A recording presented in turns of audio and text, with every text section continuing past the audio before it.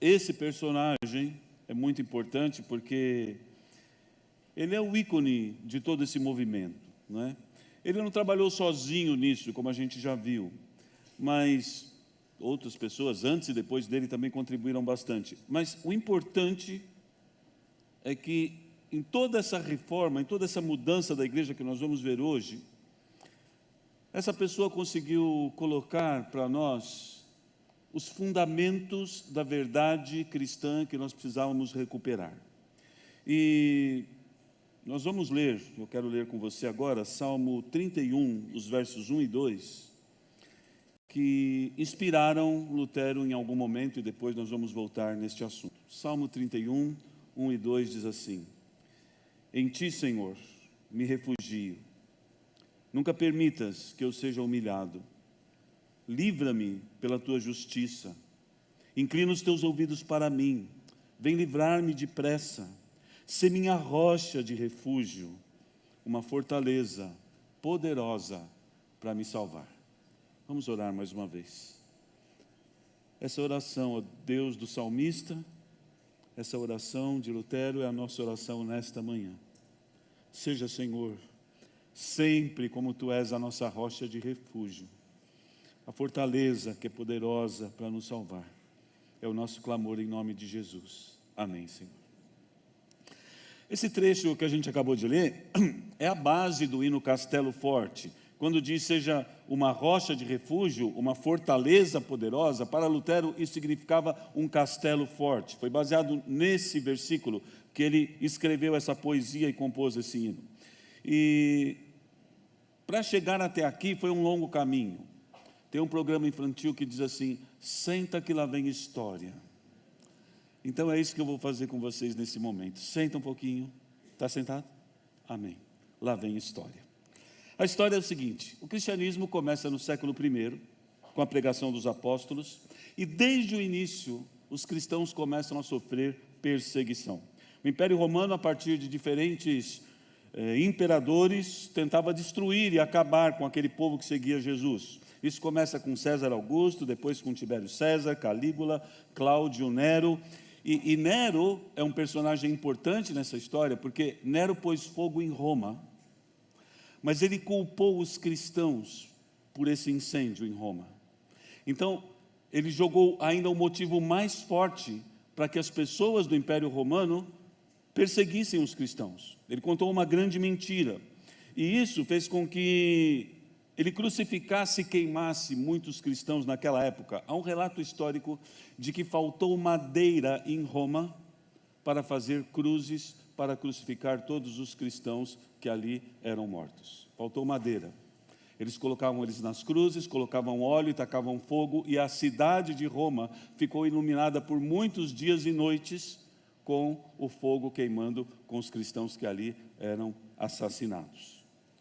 O negócio foi crescendo, e depois de Nero, então, aparece um outro imperador terrível chamado Vespasiano, e ele é a pessoa que construiu o Coliseu de Roma. É aquela foto que agora, se for possível colocar, esse é o Coliseu hoje, né? Essa foto a gente tirou lá o mês passado. Tem uma foto também do interior do Coliseu. Essa é como ele era antigamente, ok?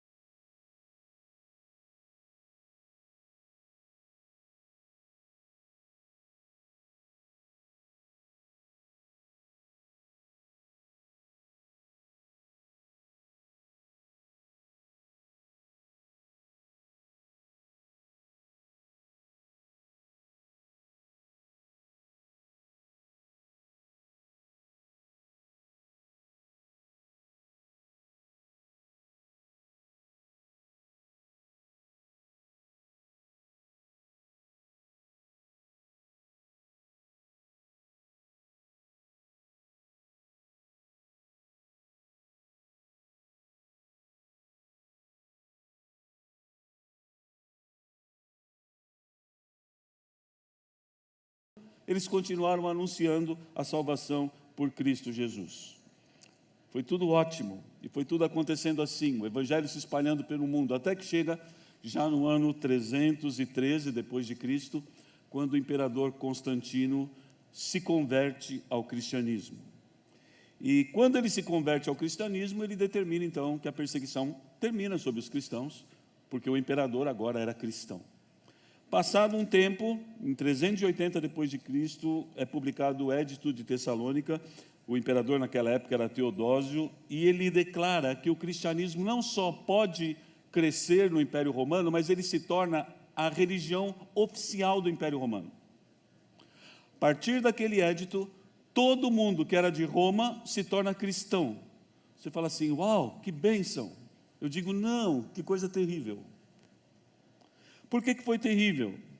Porque a partir daquele momento a pessoa era cristã sem ter se convertido, sem entender que era pecador e precisava da graça e do perdão de Deus. Ele se torna cristão porque ele era de Roma, só que ele tinha as suas culturas ligadas ao paganismo, ele tinha as suas crendices, ele tinha suas imagens, ele tinha um monte de coisa que não fazia parte do grupo que seguia Jesus, e agora, com tudo aquilo, ele é chamado de cristão.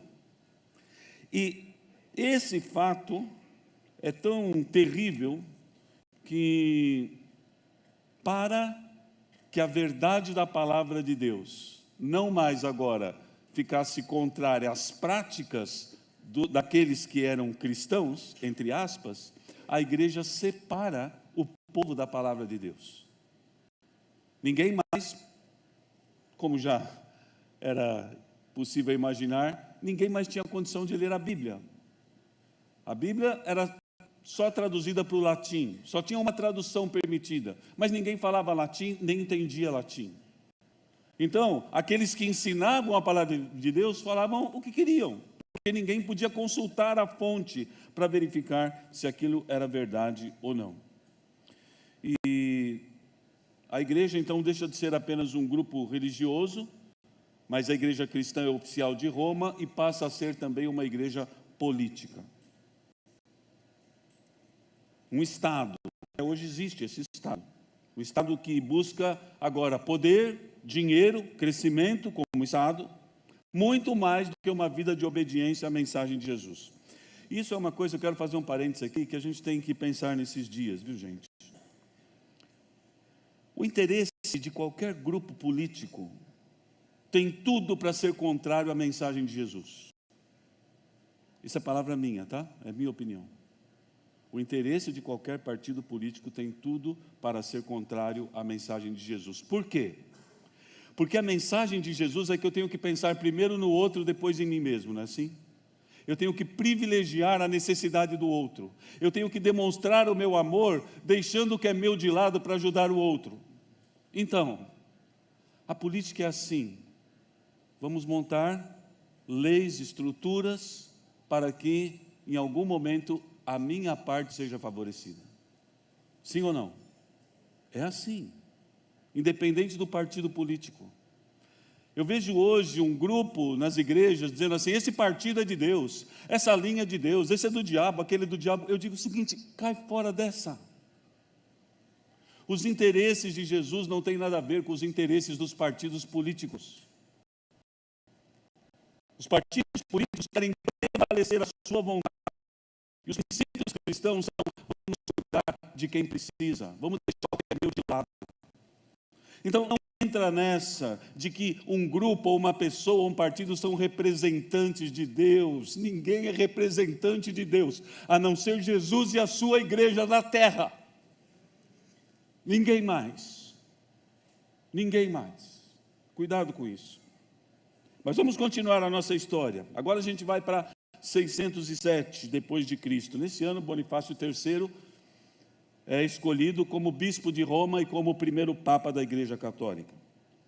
Ele é reconhecido como papa sendo vigário de Cristo. Essa palavra é importante você saber o que ela significa. Vicários em latim, vigário em português, significa substituto. Ok? Quando alguém tem o título de vigário, ele é substituto de Cristo. Quem é essa pessoa que pode substituir a Cristo? não tem necessidade de substituir a Cristo, porque Cristo está presente aqui ainda. Cristo subiu aos céus, mas Ele está presente hoje conosco aqui. Ele não precisa de nenhum substituto, mas é criada então essa figura do Papa, um grande erro, um grande desvio da verdade bíblica, e a partir desse momento surge o que a história chama da Idade das Trevas, ou a Idade Média. Por que é a Idade das Trevas? Porque a luz da verdade de Deus foi retirada da nossa história. E nós estudamos então, nesse mês, que Deus sempre levanta um remanescente para manter a sua verdade sendo pregada. Pessoas que corajosamente um dia decidiram enfrentar a igreja romana, reafirmando a verdade bíblica, e assim, muitos deles morreram, a gente já viu isso, e tentando fazer o máximo para que as pessoas voltassem para a palavra de Deus. E assim, depois de alguns pré-reformadores, como a gente viu esse mês, nós chegamos no dia 31 de outubro de 1517. É isso que celebramos no dia 31 de outubro, o dia da reforma protestante. Por que esse dia foi escolhido? Porque nesse dia, Martinho Lutero coloca nas portas da Catedral de Wittenberg, na Alemanha, as suas 95 teses teológicas. 95 teses teológicas, que tentam levar o povo de volta para a verdade da palavra de Deus. Tem algumas coisas lá, se você for estudar, que ele errou, viu? Ele não foi perfeito, não. Teve algumas coisas que ele deu algumas mancadas. Mas, na base, ele tentava voltar o olhar do povo para aquilo que Jesus tinha nos ensinado. E é interessante que naquela época, mesma época de Martinho Lutero, o imperador era Leão X e ele estava construindo a maior catedral católica do mundo, a Basílica de São Pedro, em Roma. Eu tenho aí algumas fotos, se der para passar. Essa é uma visão do Castelo Sant'Angelo, da Basílica. Dentro dela tem, isso é o corredor central, lá no fundo tem um altar de ouro, que é muito especial. A cúpula, eu amo cúpulas, então onde eu vou, fotografo as cúpulas. E acho que tem uma visão noturna também, que estava piscando, ó, deu um reflexo ali no chão, ficou bem bonito. Essa catedral é um espetáculo.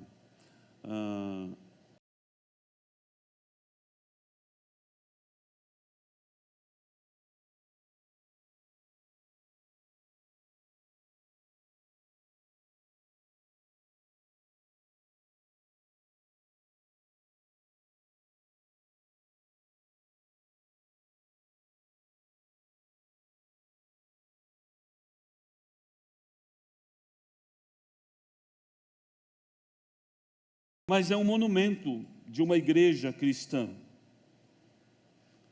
E Leão, então o Papa, precisava de dinheiro para terminar a catedral. E aí, diante da necessidade de dinheiro, a igreja já tinha introduzido, com as ideias pagãs, culto a imagens, relíquias, invocação de santos, purgatório, transubstanciação, sacramentos, culto a Maria, que naquela época já era considerada imaculada e corredentora de Deus, dos homens diante de Deus, mediadora diante de Deus. E aí Leão X então acrescenta a tudo isso a ideia das indulgências. Eu vou dizer já já o que é isso. Mas primeiro sobre o culto às imagens. Tinha um problema, o segundo mandamento diz na Bíblia que você não deve construir imagens para adorar, certo? O que nós vamos fazer? Nós estamos cheios de imagem agora dentro da igreja. Tiraram o segundo mandamento. Tiraram. Tirou e ficou 9? Não, deu um jeitinho. O 10º era, não cobice a mulher do seu próximo, não cobice nada que seja do seu próximo. Foi dividido o 9º. O 2º foi tirado, o 9º virou, não cobice a mulher do próximo. O 10º, não cobice nada que seja do seu próximo. Resolveu o problema, continuam sendo 10 mandamentos. As relíquias nada mais eram do que objetos que supostamente pertenceram a Jesus, aos apóstolos ou a Maria. Então, as pessoas ricas compravam esses objetos, essas relíquias, e depois vendiam a entrada para as pessoas comuns verem essas coisas, visitarem essas coisas. Então, tinha de tudo lá. Para você ter uma ideia, João Calvino fez um levantamento que naquela época se pegassem todas as lascas de madeira que eram exibidas como da cruz de Cristo, daria para construir mais de 300 cruzes. Mas as pessoas pagavam o dinheiro para olhar um pedaço da cruz de Cristo. E assim de tantas outras coisas, tá? Isso é uma das relíquias. A salvação naquela época e até hoje, para muita gente, ela só acontecia mediante o que eu fizesse diante de Deus, pelas obras. E para isso foram criados 7 sacramentos: batismo, crisma, eucaristia, penitência ou confissão, a extrema unção, a ordenação e o casamento. Para uma pessoa ser salva, ela tinha que cumprir tudo isso diante de um ministro da Igreja Católica. Ou seja, não era pela fé, era por eu cumprir os sacramentos. Quem não cumpre os sacramentos vai para o inferno. Quem cumpre, mesmo que não tenha fé, vai para o céu. Era assim que eles acreditavam. Era assim que eles defendiam. E o ápice dessas deturpações acontece então com a venda das indulgências, que é a venda do perdão dos pecados. Era assim, se você tiver... Bom, já acreditavam no purgatório, que é uma coisa que não existe, segundo a palavra de Deus, eles acreditavam nisso, que a pessoa morria aqui e ficava pagando os pecados lá no purgatório. Então, se você teve um parente que morreu, ele está lá pagando os pecados, sofrendo no purgatório, você pode comprar uma indulgência. Quando você compra essa indulgência, você pode tirar ele 5 anos do purgatório, 10 anos do purgatório, 15 anos do purgatório, e se for uma quantia bem legal, você tira ele para sempre do purgatório. Nessa campanha de arrecadação de dinheiro, para o término da Basílica de São Pedro, um frei dominicano chamado Johann Tetzel vai até a Alemanha para vender as indulgências. E quando ele chega lá na Alemanha, ele conhece um pregador louco chamado Martinho Lutero. E Martinho Lutero pregando que a salvação era pela fé, que a gente não precisava fazer nada, a gente não precisava pagar nada. Deus já fez tudo por nós, entregando Jesus na cruz do Calvário. E claro que aquela mensagem chegou até Roma e Martinho Lutero então começou a ser perseguido, e ele então foi levado para um julgamento.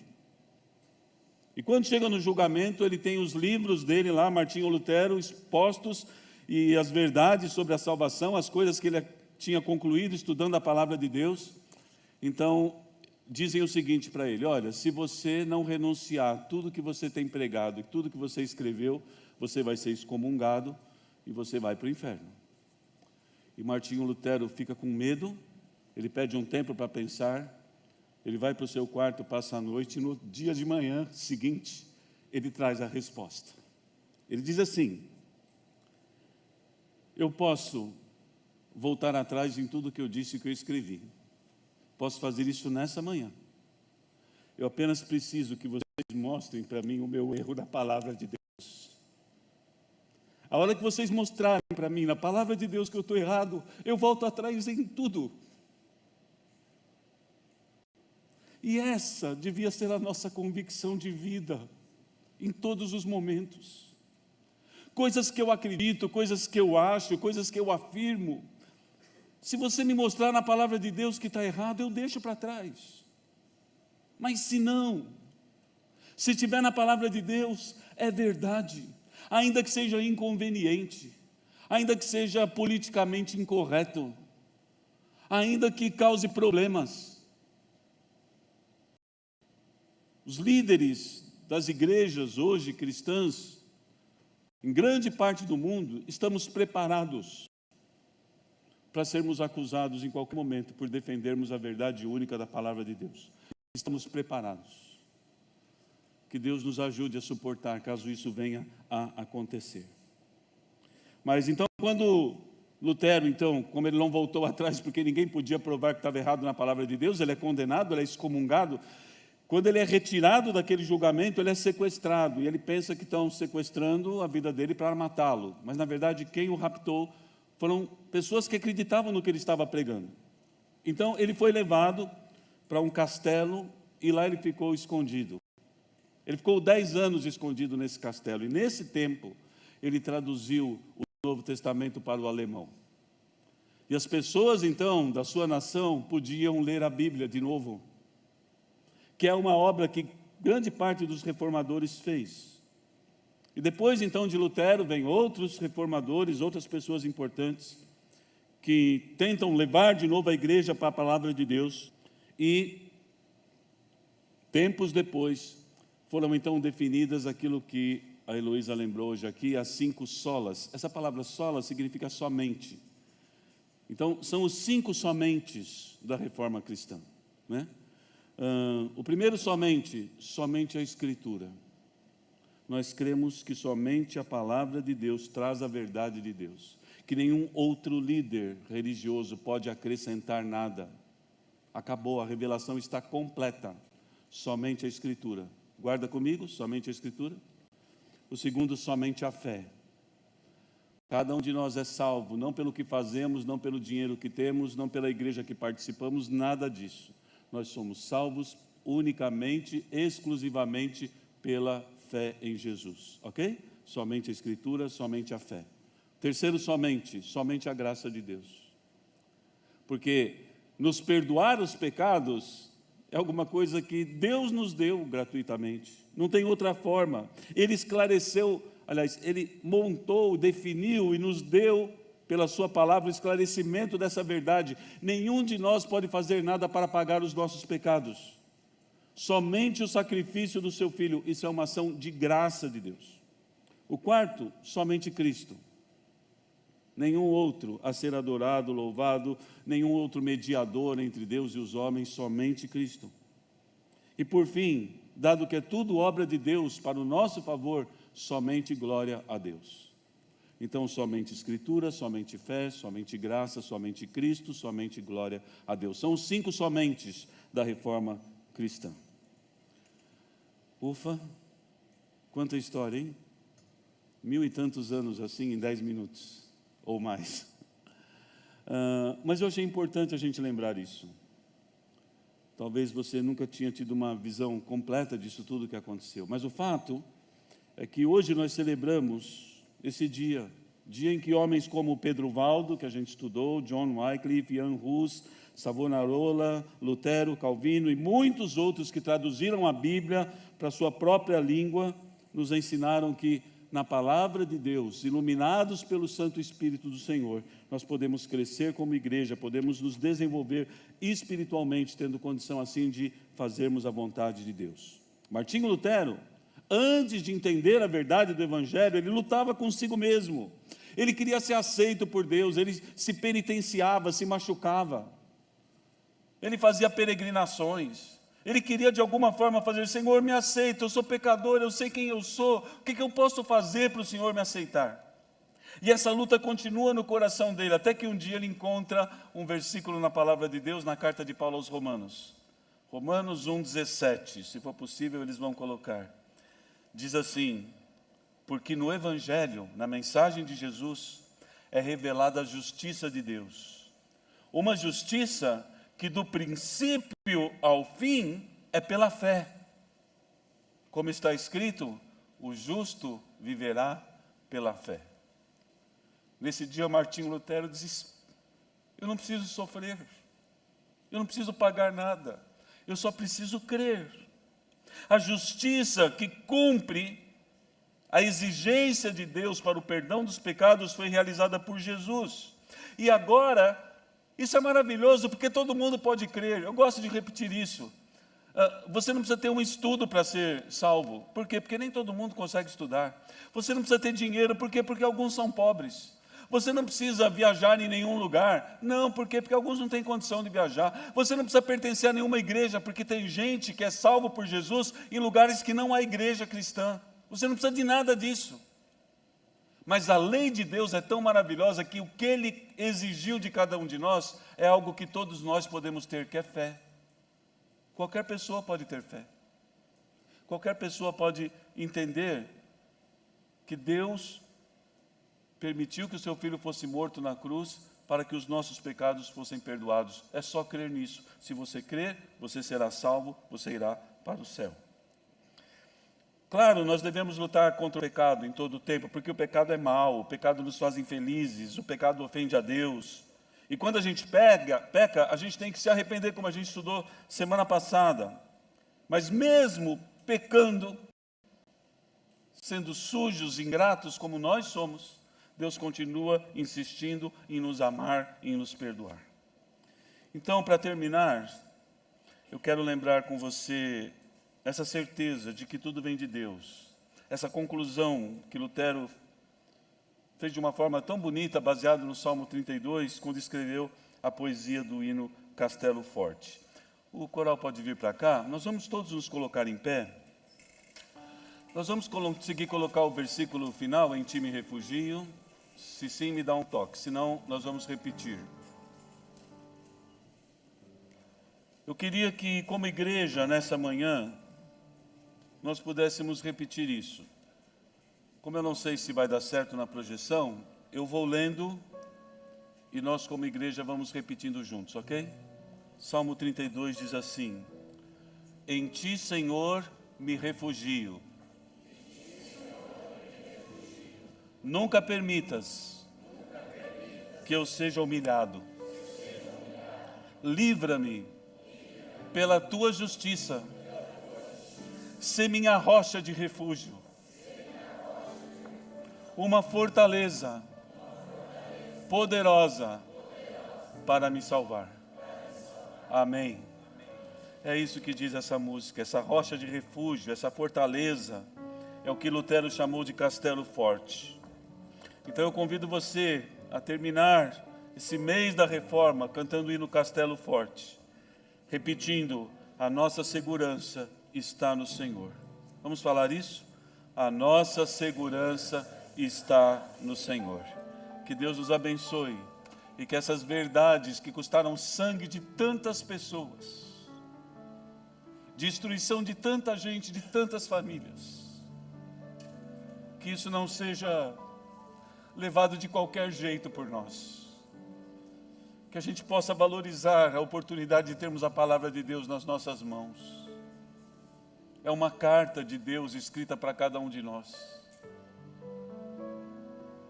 Talvez alguém que já não tem mais seu pai, como é o meu caso, talvez se alguém dissesse assim: Josemir, descobri uma carta que o seu pai deixou para você. Eu ia querer ler, não ia, Arivaldo? Eu ia querer ler, eu ia querer saber o que ele quis dizer para mim. Essa é a palavra de Deus para você. Foi a carta que ele escreveu. E muitas vezes a gente deixa isso de lado. A gente não demonstra nem curiosidade. Mas essa palavra que manteve a verdade do Senhor até hoje e que vai permanecer para todo sempre.